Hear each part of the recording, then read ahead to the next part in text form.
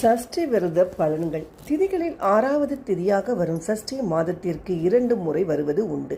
வளர்பிறை தேய்பிறை என எந்த திதியில் விரதம் இருந்து முருகப்பெருமானை வழிபட்டாலும் முருகப்பெருமான் அருள் புரிவார், வேண்டியது கிடைக்கும்.